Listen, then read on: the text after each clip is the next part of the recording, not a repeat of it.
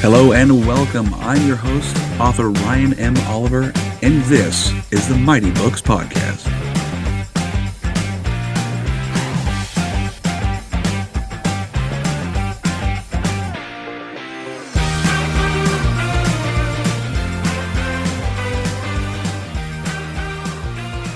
Hello, everyone, and welcome back to another episode of the Mighty Books Podcast. Today's featured author is Stephen Harrison. Stephen, how are you doing today?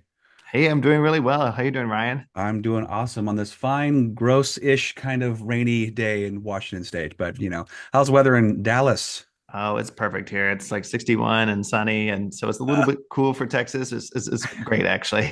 That's warm for Washington. Yeah. Yeah. So we're That's here right. to talk today about your book. What is the title and synopsis of your book? Yeah, the title is The Editors, and it's actually a suspense novel that's inspired by real life Wikipedia editors. Oh, And when I tell people that, they're always like, "Oh, that sounds intriguing." But I did just always thought that the Internet Encyclopedia, Wikipedia, would be like the perfect setting for a suspense novel because you don't know who these people are around the world and the control that they have over internet information and what their motives are. And so I was really excited to get into it as the subject of a novel. now what was the inspiration behind taking Wikipedia and suspense novels and marrying the two? Like where did that come from? Yeah, well, I have been covering Wikipedia as a journalist for 6 to 7 years now, and Okay. I got into that because I was in New York on a business trip, and I was reading the Wikipedia article about the subway, and actually Mm, not just the subway, but all the different stops on the subway, each yeah. station. And I was like, who has the time to make these? These are real because they're really pretty good articles. And I reached out to the two main usernames, and it ended up one of them was a high school senior and the other was in college. And so I just this mystery of Really? who are the people behind the information has always stood with me. And in terms of going nonfiction versus fiction, I just that with the novel I could kind of I could sort of synthesize some different ideas, and then I also could get in the characters' heads a little bit more Oh and yeah. kind of show That's their fun. perspective. And I thought it'd be more interesting. Yeah, no kidding. Well, that's very interesting. I don't think I've ever heard of Wikipedia and suspense novel coming together. So that's very Yeah. interesting to so are they trying to discover the editors of the Wikipedia page? Are they putting out like false information or something? Or how I don't want to take too much away from people reading it, but like how does that I'm curious how that sets up the story. Yeah, totally. Well, I kind of wanted to have sort of an outsider's perspective. So I've got the character Morgan Wentworth, and she's a journalist. Okay. And, I think like a lot of journalists now, she's trying to figure out how does she make it work economically. She's been Yeah. laid off, and she goes to the conference it's called Infopendium in the book, but it's pretty closely, based off or similar to Wikipedia. Sure. And so she's an event happens there. There's a hacking and that's kind of the inciting event right at the Nice. beginning. And so she's trying to get to the bottom of the story, and then the book flips perspectives. There's kind of the young Wikipedia editor who's like trying to move up the ranks, become an administrator. There is sort of an old timer who's been with the project for a long time and has got a lot of concerns, kind of grumbling about what he thinks is the direction it's heading. And then Right. then you got the kind of for-profit guy who's living in China, and he's editing people's Wikipedia page like for money, right? And there is Mhm. that in this world. And so I kind of like those four perspectives kind of flashing back and forth. And then, the cool thing about it being a novel is you can bring them together in real Yeah. life or Yeah. in the conflict. And so that was what was fun about writing it. Interesting, interesting. And how long did you have this idea in your head before it finally became real? Yeah, good question. I think the idea of writing it as a suspense novel was in my head for about 2 years before Okay. I actually put pen to paper. Okay. And then I started writing it February 2020, but I didn't know what the central Hmm. conflict would be. And of course, March of 2020, we had lockdowns and Yeah, we we had the did. pandemic, and Yep. and I was like, okay, this actually could be the central, informational conflict that they're talking about at the very beginning. Yeah. And then it probably took another, let's see, about 2 years after that to move onward towards publication. Yeah. Okay. Okay. Uh, And yeah. then when did the book come out? It came out August of this year, 2024. So Ye- it was a journey. Yeah. Oh, they Yeah, always yeah, yeah. are. They Yeah, always are. yeah. Yeah. I've told people mine, and it took me 15 years to get mine off the ground and go because it's just time and work and energy and family, and it's like, oh yeah, Sure. I'll write a chapter, then 3 years later I'll pick it up and do it again. So it's like Yeah, really, really slow. yeah. So 2 years is actually pretty good, especially for your first. It's a lot of work going. It's a lot of time. It's a lot of time It going in. is, Yeah, yeah, yeah. And you've lived with these characters for a really long time, and now when people talk about it, I was like, whoa, that was that. I wrote that, right? I wrote some of that back in 2020. So the yeah, parts that yeah. stayed in, yeah, Did that affect you guys pretty? Because you're a tech lawyer in Dallas. yeah. Were you a tech lawyer during the pandemic, or were you doing something else during that time?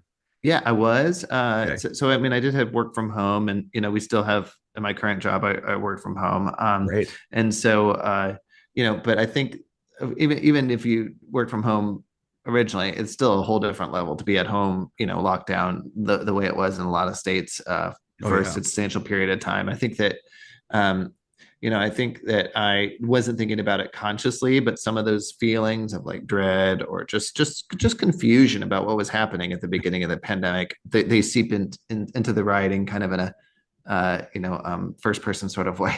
Yeah, Yeah, yeah. Well, yeah, yeah. If yeah, you can take real life emotions and put it into the story with the character, that I think just adds to the authenticity of the book. Anyhow, so with working from home and writing, did you have to kind of separate your workstation from your writing station, or was it all kind of one area?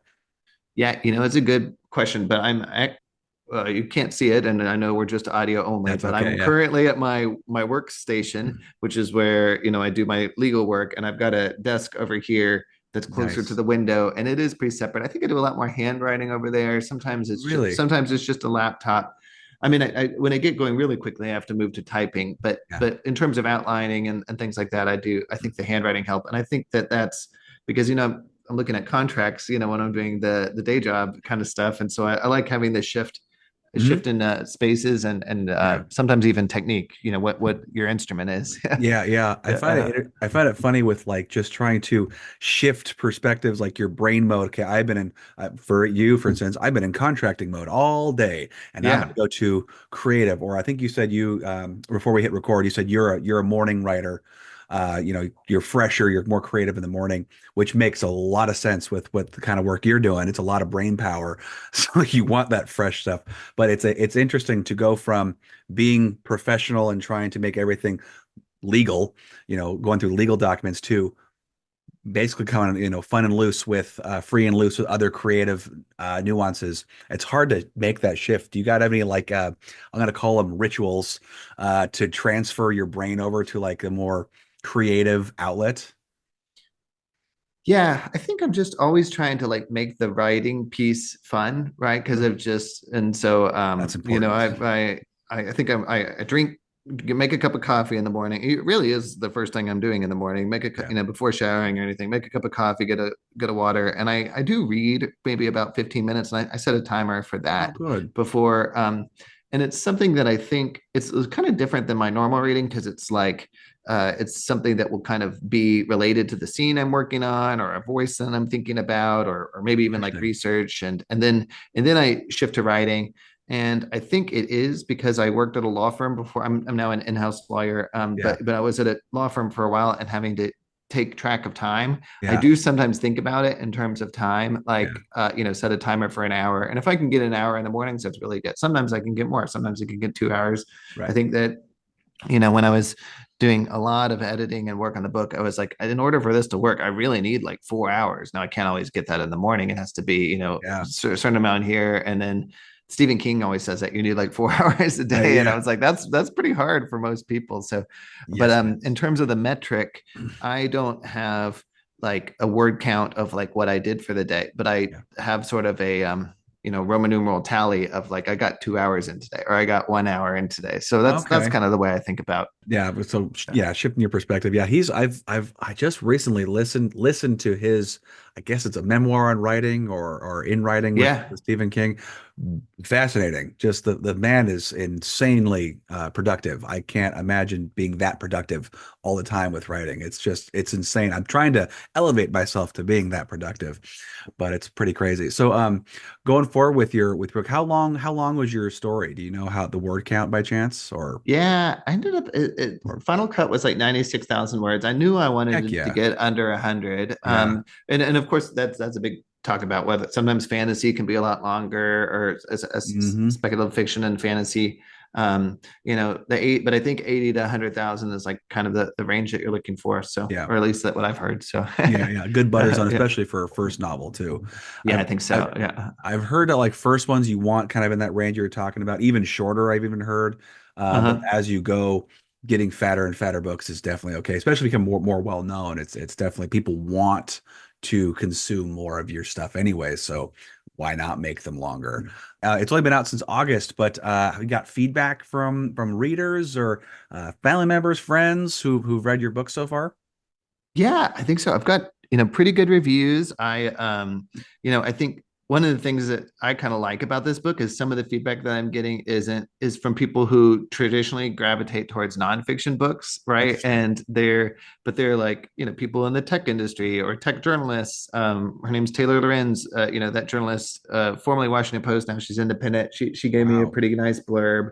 And and had some good events and stuff like that. And I'm also pretty excited. My book, we got to deal with Audible. And so it was Oh, actually on cool. Monday that they started doing production. And so the audiobook will come out right around Thanksgiving. And I think that kind of will give like a second burst too. I mean, I know a lot of people and myself included listen to a lot of audiobooks Yeah, same. and so I'm excited about that piece too. Yeah. That's exciting. Do you have any say about how the audiobook's going to go about? Are you involved at all, or you're just kind of waiting for it to come out? Yeah, I I mean the lawyer in me, I was trying to like, maybe make some nitpick changes to the Audible contract and the being a big company, Amazon Audible does not allow those. Oh, okay. But they did say they'd take my input and I can't say the names just now, but I picked there's one narrator who's a man and the other is a woman and they went with my top choices and I think that they were some of their top choices too. That's And exciting. so I got to have input in who actually is narrating it. That's cool. At Yeah. least I mean, that's something I want to try and do my own if I can help it, but it's so much work to record and edit and everything and get the proper voice in there. It's such a challenge to do. But I mean, just like you said, given the doing that coming out right after your book is released, amazing job in that factor. Because like you said, it's going to be kind of like a second wind for popularity. People are consume audiobooks so much lately. I mean, just how busy they are. I do a lot. I don't sit down and just read necessarily anymore, running around all over the place. I put a book on and go do, I'm productive and I'm listening to something at the same time. That's a lot of people want to do nowadays in this busy modern day that we're living in. So I mean, that's a good on you for getting Yeah, yeah. yeah. Well, I'm with you. Do you listen more fiction or nonfiction audiobooks when you listen? Lately, it's been nonfiction and it's Uh-huh. primarily around, marketing and then business sense and, talking about interviewing because that's kind of what I do with this here. Yeah. But then when I finally get settled into enjoying myself, usually I will read a fiction book and listen to a nonfiction book.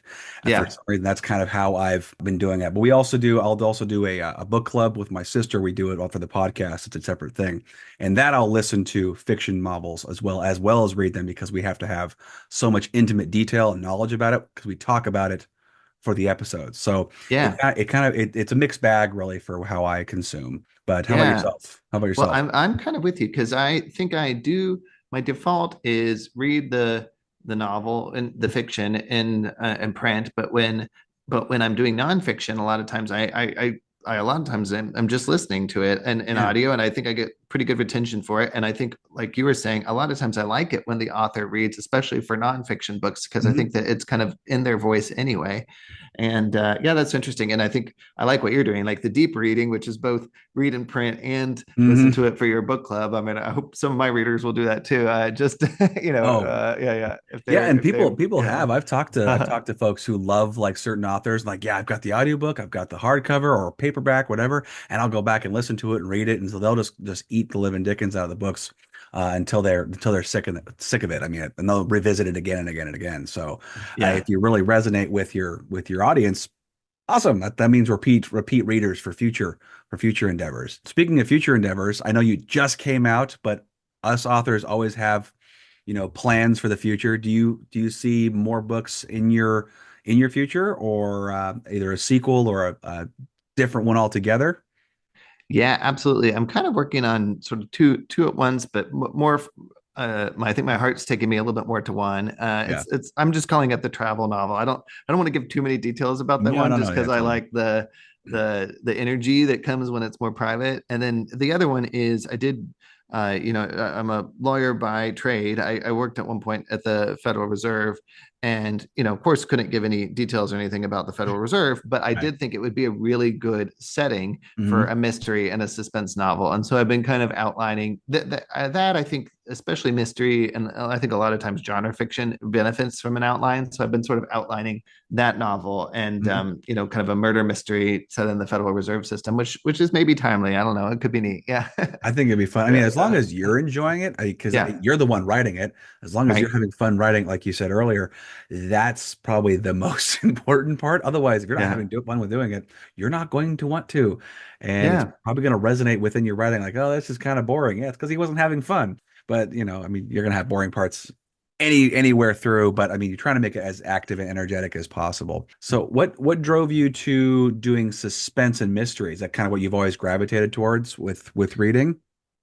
Yeah, that's a good question. I think that I do. I mean, there are a number of suspense novels that I like. I'm looking over here at, the old school days when I've got had Michael Crichton and, Hmm. Prey and Jurassic Park and things like that. I think Yeah. that one way I kind of, and I'm actually another one here is The Secret History, which is kind of a mix of list literature or literary fiction and suspense. But I think that sometimes when a reader reads, they gravitate more towards character versus plot. And I think I Yeah. originally was very much like plot, right? Like I just, like a really well orchestrated plot. And so Yeah. I think now I'm kind of marrying, trying to find the right character sometimes to go with that plot. But I think that's different than a lot of writers. And I'd say a lot of writers right now who are like, oh, I've just got this really interesting character. What's going to happen to them?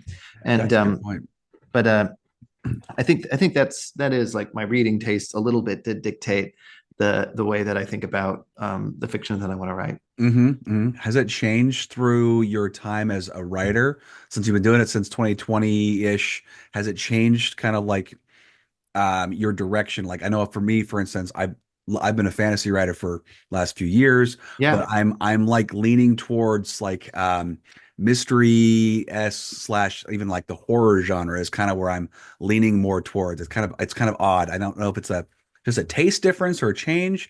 Have you noticed any kind of like genre shifts at all for you, or you staying pretty true to the mystery and suspense novels? Well, it is funny. I mean, because you seem like a really nice guy, and then I always realize that sometimes the nicest people write the best horror, right? There's some shadow element that kind of comes out in their horror writing, which I Yeah. think is really interesting. I think that what has changed, I think I have been sort of like we were talking about just now, listening to audiobooks. There was a series, The Magicians by Lev Grossman. I don't know if you know him, but I he think had he so. had this new Arthurian romance that just came out. And I would sometimes like get a book to just get the print version of something that I listened to maybe a while ago to see, well, Yeah. hey, how did he do that scene, that fight scene, or that scene involving food and a banquet, Yeah.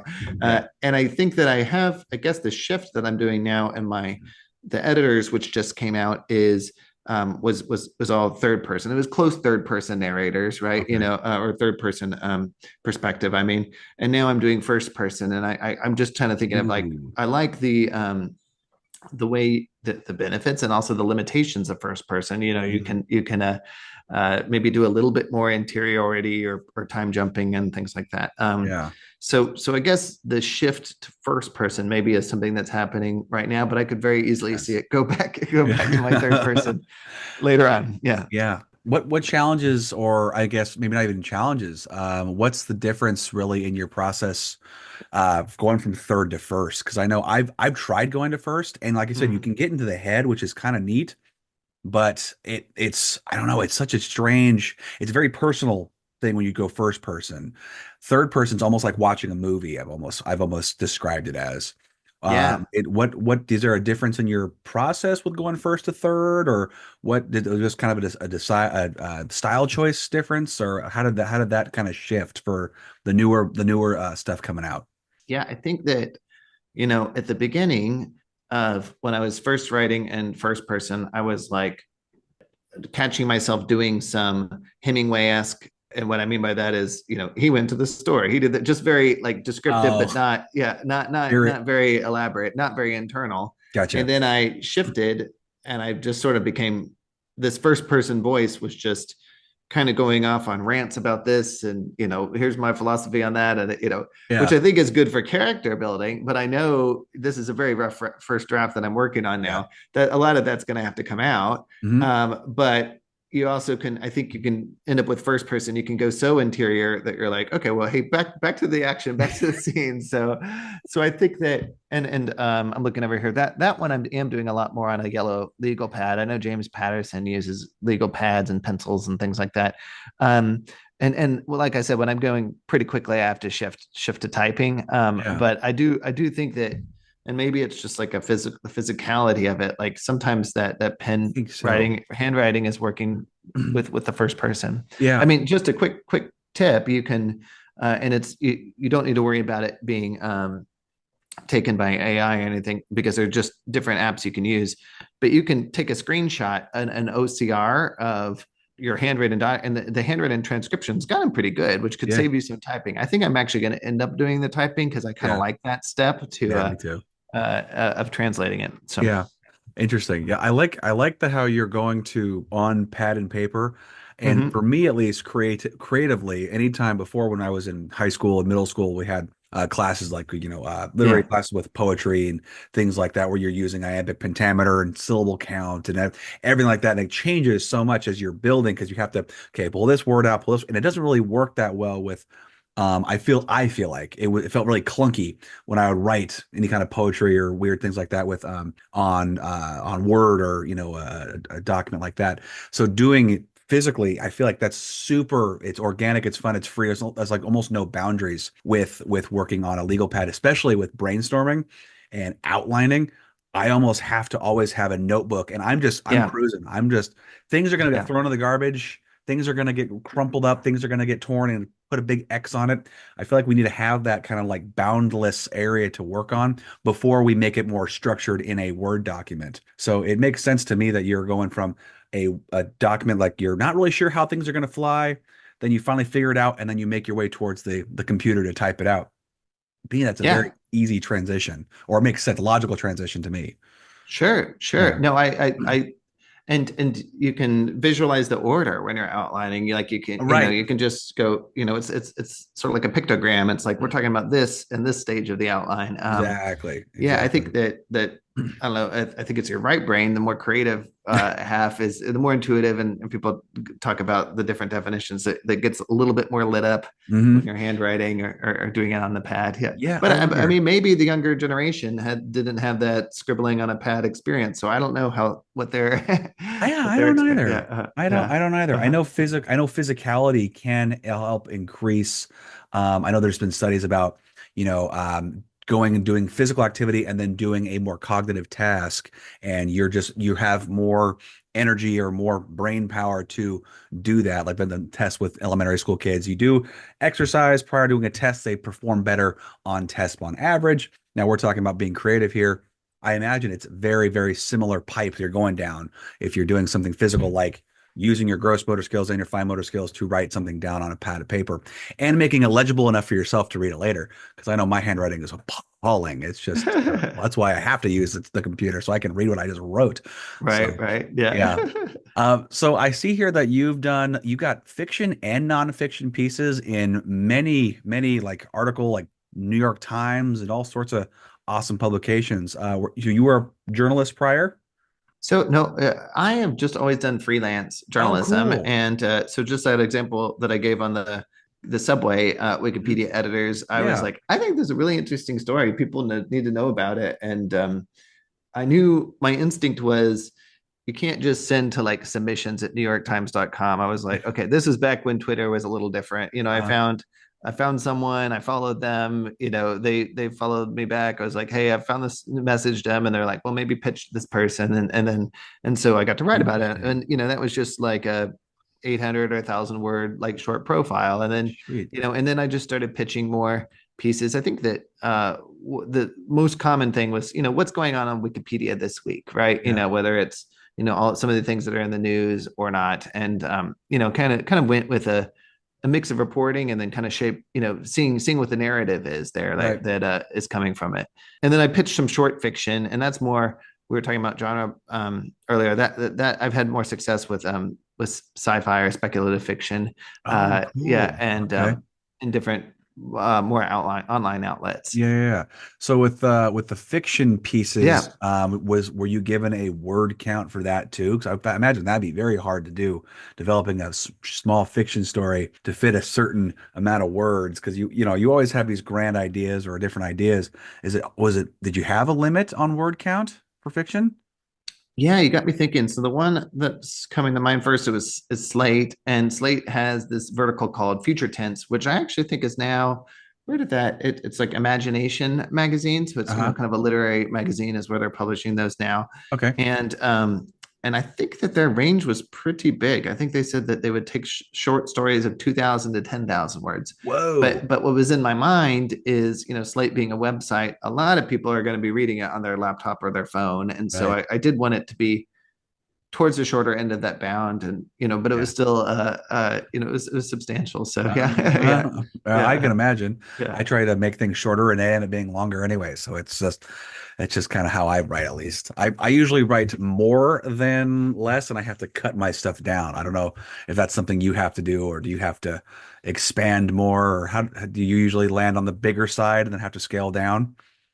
So kind of funny, but I would say in fiction, I'm the reverse. I Really? kind of Okay. write a little bit more skeletal, and then I kind of have to flesh it out and say, well, Nice. what did it feel like in the moment for that character, or what was the tone of voice, or just kind of do it that way. But I Cool. think one thing is like the nonfiction with like my journalism, that's kind of strange for me because I pretty much, and it's very very slow, or it can go really slow, but doing it, but I end up like, my word count is about what, as I'm going, is about what it ends up being at the end. If I don't write Right. like 2,000 words and have to shorten it down to 1,000 words, it comes out around 1,000 words. But I think that's because that just has a much clearer form of intro, nut graph, Yeah. conclusion. That I think that structure kind of helps on Yeah, kind of like nonfiction. a Yeah. bottom line upfront information Yeah. more versus you're building something, you're building a world, if you were, or a situation, or you're it's more informational versus creative. So I mean that makes sense. Most of Yeah. my Yeah. not fiction or nonfiction stuff that I would write for school or whatever, it was always shorter to get to the point. If I could Right. explain a topic or a concept in a sentence versus a paragraph, that's usually how I would do things. It's not always how the professors wanted you to do it, but that's just kind of how, I don't know how that works. As fiction, I want as much detail. I want a lot of detail for the situation, but when it's nonfiction, I want to be able to remember memorable facts so I can use that information for later, input it in my long-term memory, if you will there. Now, I'm curious on to like how long it took you. So it took you, you said a couple years to get the first draft down, or was it a year and a half or so to get the first draft down? Yeah, I think let's see. I think that I was actually done by November. So it's probably just about 9 months on that first draft. I Oh, want to be okay. really clear that that was a very pretty rough first draft, and it took Oh, me a yeah. long time to revise it. But Yeah. yeah, that and it changed quite a bit over time. Yeah, yeah. You have to cut a lot of stuff out, or just changing things up a little bit, or Well, kind of to what we're talking about, I think that I had almost gone a little bit more the, and it's not this kind of novel, but I just always say the Game of Thrones direction, where there are just multiple many viewpoints, right? yeah. And I think I had maybe 7 or 8 viewpoint characters that had bounced around, and what I needed was the cut to get it down to the core 4 Yeah. characters I was talking about, and even 4 is, I think, a lot of perspectives, but four Hmm. four is what we're going for, Yeah. and then so that cut of reducing viewpoints also meant that I needed to flesh out the remaining four a little bit more. So that's why it was a little bit Bit of a of, balancing act. different, yeah. And so it couldn't just be, just for example, this guy who's editing the Wikipedia like site, for no reason, or maybe just for cash. Just for cash isn't like the best motive for any character in fiction, right? And so to like add some depth, add a biography, and a background to like kind of make him a more interesting character. Sure, sure, sure. Now, did any of these characters get inspired by people you have worked with or who you know related to, or are they all just kind of pieces of yourself? Because I know that a lot of the people I talk to is like, oh yeah, no, everyone I have a name to, but I've changed the names. I'm assuming it's probably something similar for you too. Yeah, it is a little bit. I think that for me, that's always a little tricky because I almost think if you know the real life person too well, then it Hmm. can kind of inhibit your artistic freedom because you're like, oh, like, you want to have be able to make the most interesting choice, whether it's their Yeah, dialogue or their actions. But there were maybe a couple of them that I would meet this person through interviewing, right? And the yeah, journalism. And I maybe would have however long that is, an hour or 2 hours. right. So I get a glimpse of their life, right? And that I think is almost enough. And a glimpse of their life. And I'm just thinking, and it's fine to talk about this person that I met in China, right? Mhm. And I was thinking, you're pretty bold to be doing what you're doing, your business in China, where Wikipedia is actually banned in China and has been since Oh, the anniversary of Tiananmen Square. So I was like, okay, so this guy's a risk taker, right? So I didn't know his like childhood story or anything like that. But I have the essence, right? yeah. Yeah, sort of, and I think that yeah. So I get inspiration, but then I also can let my imagination run free and the rest of it. So that kind of Yeah. someone you sort of know, like a loose connection, I think is good inspiration for a character. Actually really like that perspective on you, like I said, take the glimpse and then take a couple things and then you have some creative freedom to fill in the blanks as you will. So I actually really like that idea versus basing something on of just someone you know really well. Because I don't, I, my character, one or two of my characters I base on pretty heavily from one's my brother. He's just a goofball and he's very blunt. And so I take a lot of those attributes and put it into the story. Those kind of characteristics work great for people who are causing conflict. It's amazing. That makes a lot of sense because you might get too hung up on the mannerisms or something that doesn't necessarily flow with your story. So I actually, that's a very wise choice in my opinion for character development. At least that's what it seems like to me. Very easy Yeah, to yeah. dive into. So, Well, I think I could see how that would work with like your brother's character traits. I was thinking, like let's say it's a parent or something like that. You wouldn't mm, want, to if you were concerned about something reflecting negatively on the parent, right? That would I be, see. if, Yeah. restricting your freedom, or even just if they would say things in a particular way, and Uh-huh. that's not the best way for your novel. I don't know. Yeah, yeah. It's Yeah. it's but you do, of course, all of us, whether we want to or not, we pull from real life. That's Oh, just the fact of it. Yeah. oh yes, yeah. There was one scene that I wrote for the second book that's currently in production right now, and I took all of our family like just weird sayings that we've had and somehow kind of all blended into one neat scene. They were like in a bar scene and everyone's talking, having a dinner or something, and it's a little rowdy. People are drinking, it's a good time, and I'm throwing all these different scenes. Like this is really fun to do, and I would never have put that in there if my family had never said those things throughout my life. So little stuff like I told my family, like, you're going to see some stuff that we talk about all the time in there. No one's going to have a clue where I got it from unless I've told them directly. But I love pulling from real life. It makes things more interesting, stranger than fiction, honestly. Sometimes you Oh, I pull think from, so. Yeah, yeah. yeah, yeah. It makes it So more real in a lot of ways. Yeah. yeah, the just kind of not it kind of breaks the tradition out, really, if you will. So I mean, Hmm. that's the fun part. So what was some surprising things you learned about the process of getting your book out? Anything kind of jump out at you that was really either challenging or easy or super fun or anything like that for getting your first book out? Yeah, I think that, so I used Inkshares, which is they're an Oakland-based publisher, and they so it started with a contest, right? Of Oh, who had the cool. reader, who was interested in reading it, and you put up some sample chapters, and they measure engagement. I developed like a little bit of a following from my journalism and my column called Source Notes, and I was Oh, put this yeah. out there to see, and so based on the community engagement and what their assessment of the quality of the sample chapters, are like, okay, yeah, let's do this, let's do the deal. Yeah. But I think that what stood out to me and was a surprise to me is really it's October now, 2024. I'd say about October 2023, things were starting to get pretty locked in. The manuscript Really? was for an August, 2024 launch. And I think it's just that publishing or traditional publishing has pretty big lead times sometimes. And then I think that they are also just trying to like, get their sales force and stuff like that through there. And I think though, and you hear this from a lot of authors are saying this now, that it's there is mostly, of course, online sales, Hmm. even when you can get like mine's in Barnes and Nobles, Yeah. not every Barnes and Noble, but a lot of Barnes and Nobles. But Yeah. the sales are still coming from online Yeah. channels for the most part, and I thought it'd be like a little bit close, but no, it's pretty overwhelmingly from the the usual places you suspect, like Amazon, Hmm. and then bookshop.org for online indie sales. But Yeah. Yeah. and so I think that those were the two lessons for me, like how soon the manuscript gets locked in, and how much of the retail is done online. Yeah, that makes sense. I mean, with just the timeline, it's always interesting. People go like, "Well, how long will it take you to get something done?" It's like it can take a year, 2 years, longer.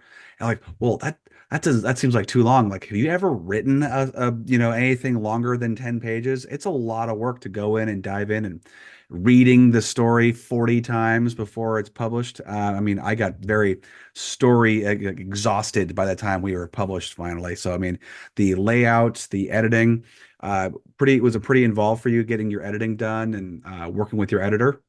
Yeah, for sure it was. I think that exhaust is a good way to put it, because you've read this 40 times or through or whatever now. Yeah. I had a good developmental editor, Noah Broyles, and he just was always like thinking about how can we make the story better, and Yeah. how could you're not ever lose, we're trying to just keep reader engagement the whole time. And I think especially now when people can go to screens or Oh yeah. TikTok or whatever, you're just trying to keep really good attention and engagement through the whole manuscript, Hmm. right? Not even a boring page. If just if you can do it. I mean, of course there's going to be rising and falling action, but Yeah. if you can do it, you want to keep people engaged.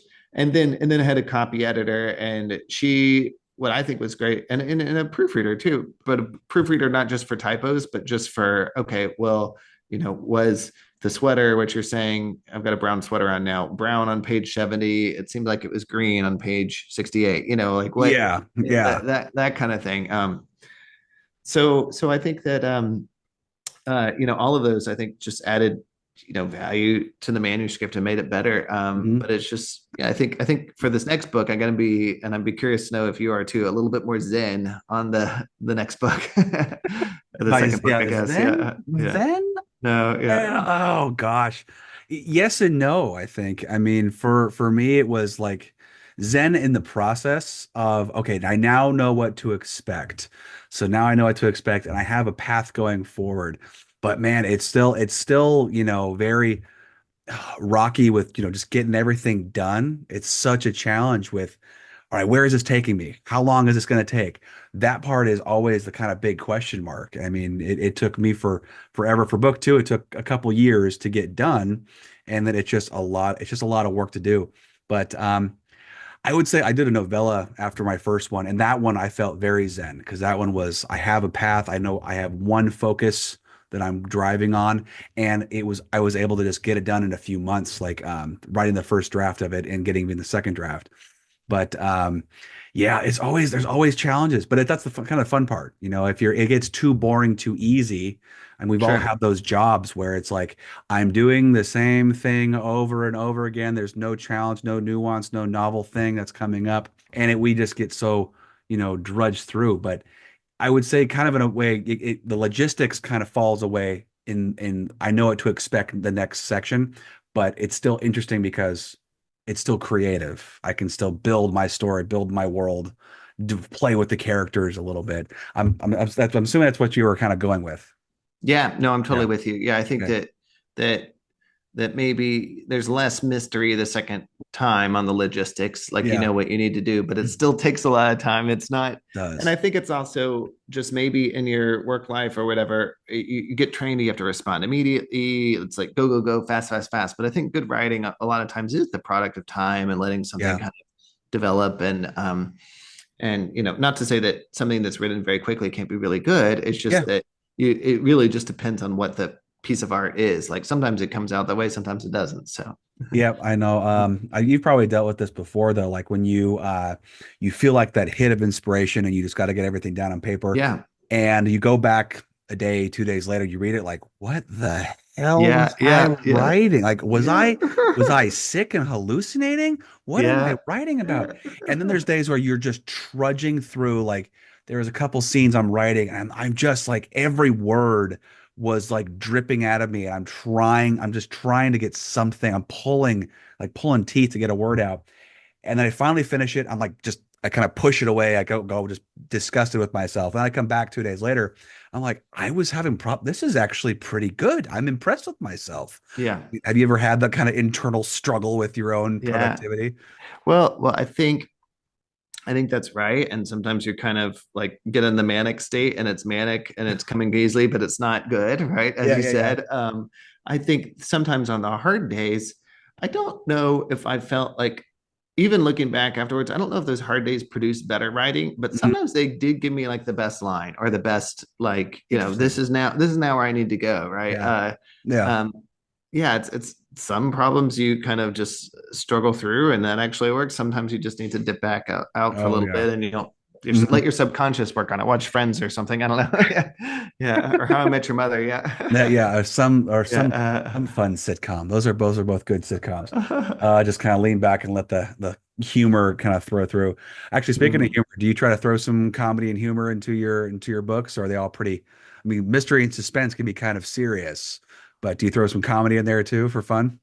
I do. Yeah, I Yeah, think that the humor in the editors was mostly around the young, really intense editor who's yeah, you know volunteering and you know like it's not a spoiler or anything, but he at one point skips school to edit the encyclopedia. He skips his Shakespeare class, and you know I think that the reader sometimes is like, oh, I don't know if this is a good life decision, but you can kind of understand that character Alex's calculus. Like this is like the fate of the world. This is misinformation on the internet, and he thinks that way. Mhm. So I like the kind of irony of the reader has a different perspective than the viewpoint character. Mhm. And in terms of like more traditional humor, I think in my next one I've got the wry narrator who's got some funny one-liners in his head. Yeah, yeah. Do you get the inspiration from other folks or sitcoms or just kind of as you hear things? I know I have like a notebook, not much anymore, but when I was working on the deck plates and the shipyards out here, I we'd hear some just random, weird, sometimes off color and hilarious things. I'd pull that out, I'm like, that's going somewhere. And I'd write that down and put that back in but we weren't allowed phones down there, so I had to be old school. And yeah, there's everything's secret down there. You can't take pictures. So phones are a no-go. So Yeah. I write everything down and put it in my pocket, and I take those notes and I'd use them in stories later. But something similar. That's how you kind of collected one-liners, or you just naturally good gifted at being humorous. No, I love writing things down and actually got me thinking I need to collect more like verbal one-liners. I think normally I'm collecting something on like a setting or whatever. Yeah, I do annotate when I'm reading a lot, and I know we were talking about fantasy earlier. Like Joe Abercrombie has a lot of like you know really good humorous yeah, lines, and so I just will flag that page or you know asterisk that paragraph. yeah. I think I was using him for one of the voices in the editors, just thinking about how could I do a you know more wry you know humor, darker Hmm. humor. Yeah, yeah. Actually, you think about I never thought about that. You couldn't bring the phone on the docks. When I was at the Fed, you had the you know the federal issue device, and you could have a personal phone, but just it wasn't. I mean, there were a lot of reasons that the wireless signal wasn't very good in the building. So I think that Okay. was another time when I was writing humorous type things down. That Hmm. it's good to have the pen and paper traditionally, so you can have the Yeah. record of it. Yeah. Oh yeah, yeah. I had at one point I had two or three notebooks because you have multiple, sweatshirts or you have your locker and you just have, and I would have to like search through, comb through four or five some evenings coming home and all right, what do I got here? Okay, cool.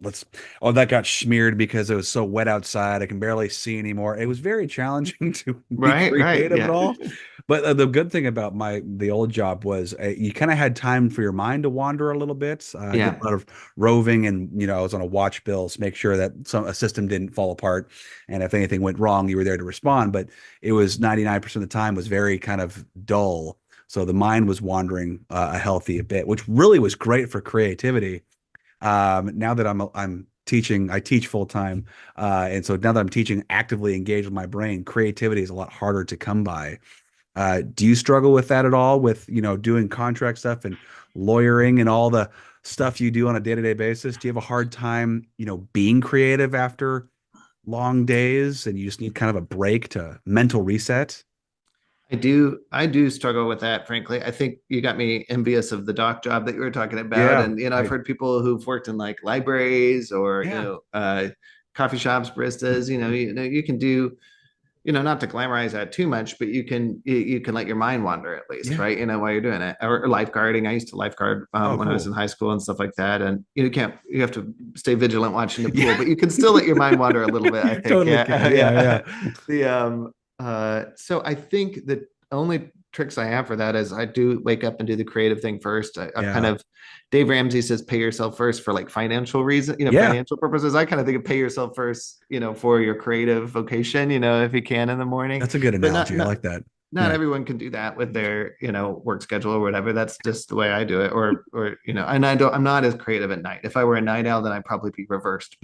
Yeah. Um, and I think but the one other thing I sometimes try to think about is contract drafting is a little bit more logical, Yeah. uh, uh, almost mathematical, thinking a lot Oh, of wow. times. Yeah. And so maybe I can kind of be like, okay, well, yeah, I am, my brain's shot, but it's not my emotional part of my brain. So maybe I can kind of keep going with the fiction writing. Yeah. That's a good point. I know I've pushed through a couple times. Like I am so tired from thinking about, I teach safety, so it's like teaching about this. I can think outside the box right now, and then when it kind of kickstarts, get a second wind, and I'm able to just go for hour, 2 hours. After that, I'm pretty much spent. I'm like, put me out, knock me out here, put the kids to bed, and then I'm asleep. It's just nothing. I got nothing left in the tank. So it can be definitely a struggle, but that balance between work and play and being creative. People don't think, oh, you're just sitting down. You're not expending energy. It's like, no, you absolutely are. Physical, mental energy is absolutely a thing. It's such a hard thing to conserve throughout the day.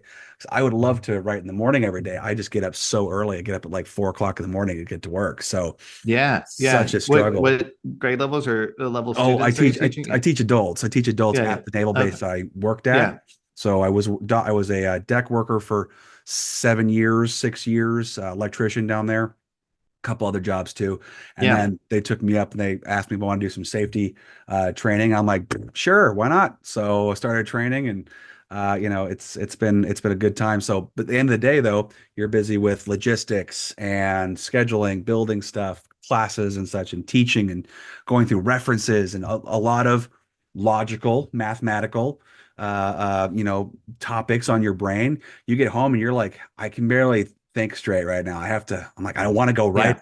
Yeah. So tired. Yeah, yeah. Well, and much less read too, because I feel like you sometimes need to, read just I mean, one, it keeps your skills sharp reading You fiction. That's do. the thing I struggle with. So at least that's also why I need that 15-minute primer is like at the very least I've read some fiction Yeah. today. And of Yeah. course to be really good you have to read more than 15 minutes a day, I think. But I mean, Yeah. and not every day. Some days you can only get that, but Right. that's one way I'm thinking about it. No, that's good. I mean, you have to be immersive and you have to sample other things to, like you said, kind of continue. Because I've had it where I've gone without reading much of anything for a while, and I'm like, I'm reading like God, it's just not as it just doesn't have that spark because there's certain language you use and certain nuance you can read and sample the people's work and how they describe a scene, or they have a move character through a scene, or the dialogue is interesting. You kind of get into that routine pattern, and you don't want that. Like you said, you want to maintain reader engagement. So Yeah. if you can sample other people's interesting work, that's only going to help you hopefully stay primed for when you're writing. So I do like that you got that routine every day of try at least reading 15 minutes. I think that's a brilliant way. I need to probably do more of that too. It's just they're right soccer season right now. So kids are in soccer season and running around. So hopefully in a couple weeks when we're done with that, I can pick up a book and read for 20 minutes a day. I think that is just a great routine to get on. So Yeah, yeah. Well, cut yourself some slack. I mean, they're different seasons, and I think yeah. that yeah, I don't get it every day. I'm just saying that's what I aim for. Yeah. Oh, Yeah, yeah. Yeah. Yeah. Yeah. yeah, Yeah. yeah. Yeah. You have to you show some grace, right? Yeah. And Yeah, this yeah. time of year, I definitely try to show myself a little mercy, and like Hmm. you don't have to do everything all the time. It's just do what you can, handle what you have to. The kids are going to be older eventually, and then they'll be off to another thing. I'll have plenty of time to do what I want all the time. For now, I got to focus on making sure they've got what they need. So Yeah.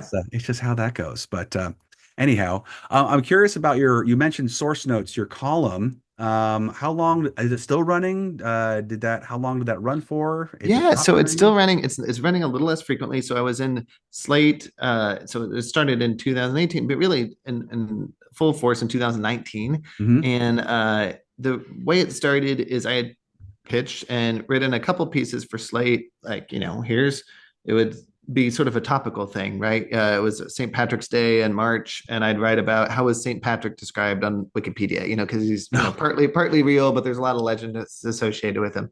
And Sure. so I was kind of just whenever there was an event or, a political event that was up, or, this was even before COVID, how are various health topics described on Yeah. Wikipedia. And Yeah. so, and then the editor there at Slate said, well, how about write for us every other week, so twice a month. And I was like, Yeah. this is great. And I think that was a good way to like just talk about Wikipedia, talk about a lot of different things that were going on, right? Yeah. And so when I say that it's a little less now, well, it was supported by a grant by this foundation, New America, and they've gone a different direction from Slate in terms of the funding. So I could still pitch for Slate, but the idea of it Yeah. being every 2 weeks is it's not going to be that often as much. I Oh. think I've been doing about every month or every other month now Oh, for the okay. past year or so. But I've been doing it on my Substack is also called Source Notes, which Slate was fine with, and I write the column there and kind of just continue it. And I think that I mean, for all writers, I think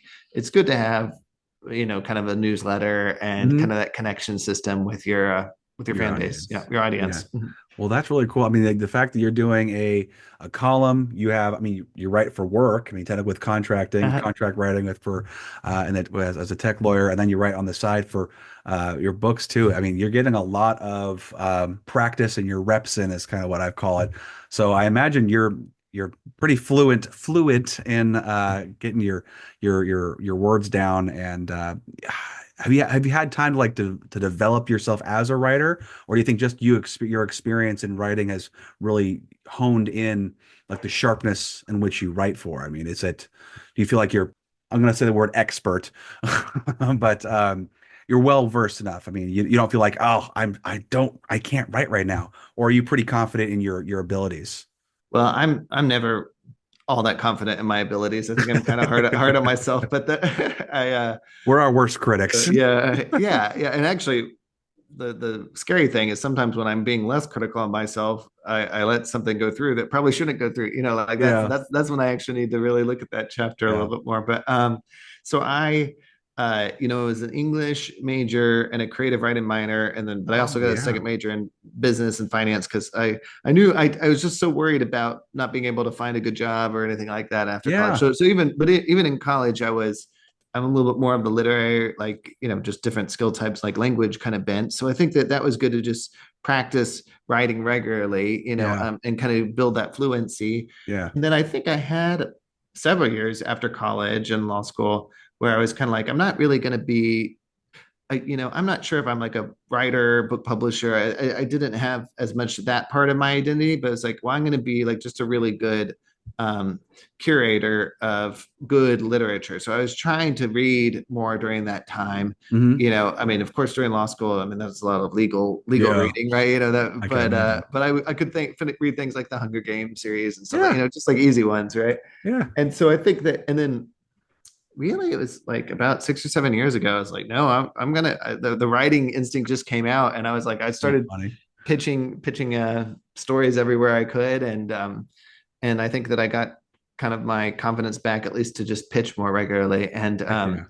And so yeah, I think that of course, always am working on and trying to improve my craft. But I think that Yeah, if you have a tilt in your brain, I tilt more in the literary direction than yeah. the like mathematical. Like I have like a horrible sense of direction, really horrible sense of direction. Or when I trying to build like a model airplane or something like that. It just seems like it's like overwhelming, So that's just the way my brain is, I guess. Too So many yeah, pieces. there's too many pieces. Yeah, yeah, yeah, yeah. I didn't play all that much with Legos as a kid. I would get a little notebook and start scribbling something. I don't know. Yeah. So it's just what you gravitate to, I guess. It is. Yeah. It is. Well, that's Yeah. cool. Well, Yeah. so I'm curious where people can gravitate towards your book. So where can people get copies of The Editors? Brand new book, The Editors. Where can they get copies? Yeah, yeah, it's available on Amazon or Barnes and Noble, or call up your local indie bookstore, and they should be able to order it. I had some requests for signed copies, and so you can get those on my website, and I can we can Nice. just start the connection there. And then my website Yes. is stephenharrison.com. Okay. You can also find me. I'm on most active on Instagram. My handle is Stephen B Harrison, Mhm. and I've started to do more YouTube lately. Probably the best way Oh, to find me is to just Google Stephen Harrison Wikipedia, and you'll see some of these YouTube videos. I find that a lot of my audience, and especially the younger guys, they seem to be on YouTube, and yeah. it's a good way to connect with people too. So, Very uh, cool. Yeah, that's awesome. Steven, thanks a bunch for coming on and talk with me today. This has been very nice to get to know you and get to hear about your book. And it's a very interesting topic, very interesting perspective with Wikipedia and suspense. You would never think the two would go together, but I think I'm very curious as to maybe getting a copy and reading that sucker. So I think that'd be fun to dive into eventually. yeah, it was really cool to talk about my book, The Editors, and also just really enjoyed this conversation about craft and everything. So, thanks so much. No problem, no problem. Anytime. And future stents, if you ever have, when you get more books out, if you want to market that, let me know. I'd love to hit you up with our conversation. We'll just keep pushing your books out. Hopefully, you get some great reader base and more, just more readers in general. So that'd be fun. Yeah, absolutely. I love that, and I'm so glad we made the connection. I think that'd Yeah, be yeah. I got some stuff your stuff to read too, so this will be good. yeah, that'd be cool. Yeah, yeah, Exchange some reviews and everything. I like that. absolutely. I like that. Yeah, Reviews are very important. So reviews they are very are. important. They are. Yeah. Yes. Again, thank you so much for coming on here. It's been a very quick hour. Oh yeah. No, it flew by. Yeah, I see It that. did. Okay. All right, guys, I really hope you enjoy this. Please go check out Steven's work, The Editors. It's out now. Go check on Amazon, his website. He can get you a signed copy, which I think is a brilliant way to support our authors. And then go check out Source Notes, his column that he's still penning, which I think is a really cool project also. All right, guys, have a great rest of your day. And as always, stay mighty and keep reading.